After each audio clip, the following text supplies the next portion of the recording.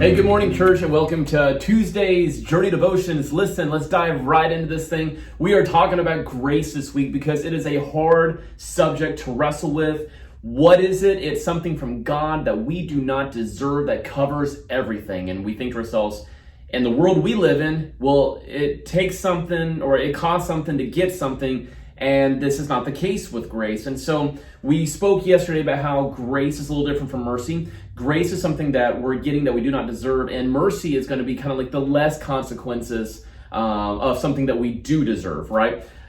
With that said, though, because God's grace is enough, it is sufficient, and it's really made aware when it's in our weaknesses, because God says, now that you know that you're not capable of handling the subject matter, the transition, the change, the good news or the really bad news that you just received in your life, you're now going to understand why I'm so important in your life, because you are not enough. It's kind of a very humbling thing when you begin to realize what grace is. If you have to understand and appreciate grace from a poor situation that's arrived in your life, then instead of just saying, well, I'm upset about that, let it be a wonderful, you could call it lesson, you could call it a blessing though, a wonderful blessing of self-awareness now rather than experience this later. And maybe you can be a testimony to somebody who isn't going to have to experience what you're experiencing just because you're understanding what grace is. Maybe for the first time, maybe for the 100th time. We're always needing a good blessing, if you will, of what grace is in our life. I want to direct you to James 4:6 on what it means to have grace and how we receive it. Yesterday we talked about, just very briefly, you're going to have a humbled heart to receive grace. If you have a prideful heart, if you're like, this is the way things are, this is how I want to do them, there's no other room, you're not going to understand grace. And you're going to need it at some points in your life, because not only are you going to need to give grace away as a believer, you're going to need to receive grace from other people. When you make a mistake, you're going to want to say, will you forgive me?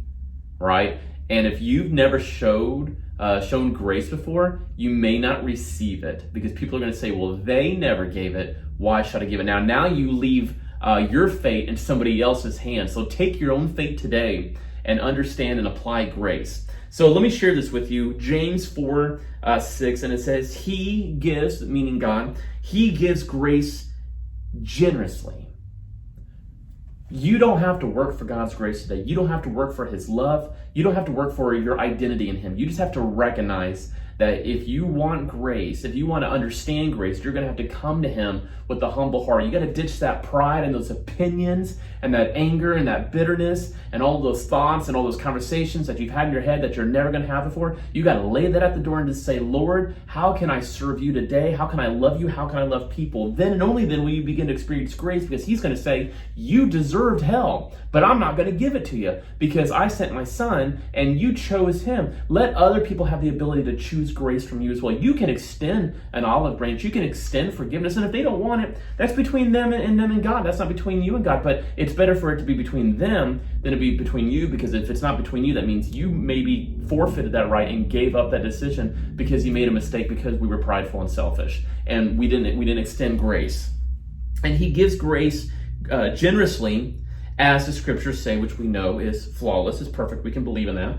And it says, God opposes the proud, but gives grace to the humble. Listen, maybe you're in a spot today where you feel like you've been wronged, okay? That's kind of one conversation. You know, are you really wronged, or do you just feel like you're wrong? But let's just say that you were wrong, legitimately, right?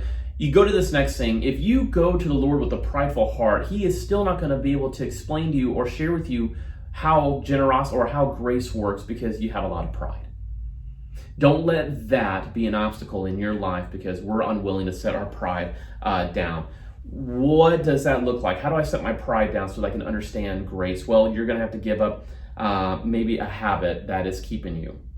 In this case, it could be pride, maybe anger, maybe bitterness. Maybe you're unwilling to forgive somebody because they just don't deserve forgiveness. Neither do you. But you took it. You took God's grace. You took his forgiveness. You took salvation, and now what? We keep it to ourselves? That's not fair. That's not what it means to be a believer. A believer is to represent Christ. That's why it's called Christian. Little Jesuses running around. This is a big deal. We need to evaluate this.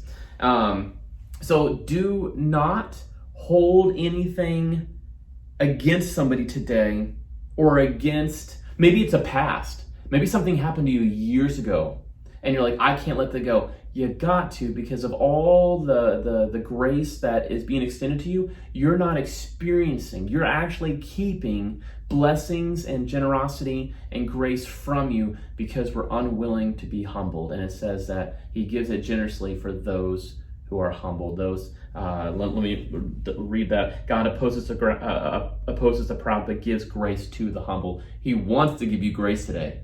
He does. He desperately wants to give you grace. But we can tell God, I'm not interested. I'm interested in me right now. I want to do me right now. I've actually heard it before. I want to do me. As long as you're doing you, you're not going to get supernatural grace that you're so desperately wanting and seeking. So let's come together today. Let's just say, Lord, help me understand your love. Help me understand my identity in you. And one of those things is by understanding what grace is, Lord, allow that for me to receive that. Let me understand that I'm not good enough to receive it, but yet I am. And that I want to be a light and example. I want to give that to somebody else. Let me just pray over you right now. Lord, we're so thankful for you. This is a big thing that we wrestle with, and we might wrestle with it our entire lives. But Jesus, today, that we would make strides in our relationship with you, and by understanding grace, Father, that we would be able to turn around and be a more effective kingdom builder and introduce somebody to not only a relationship with you, but maybe introduce this massive idea of grace. Why do I need grace? I don't deserve it. We don't deserve it, but Lord, it's still there nonetheless. We love you. We give you all the praise and glory. Amen and amen. Listen, we're on Facebook, we're on YouTube, we're on the web, we're now on Instagram. Everything is Journey Church of Brandenburg. Website is www.journeychurchag.org. We love you. We're praying for you. I'll see you tomorrow for Wednesday's Journey Devotions.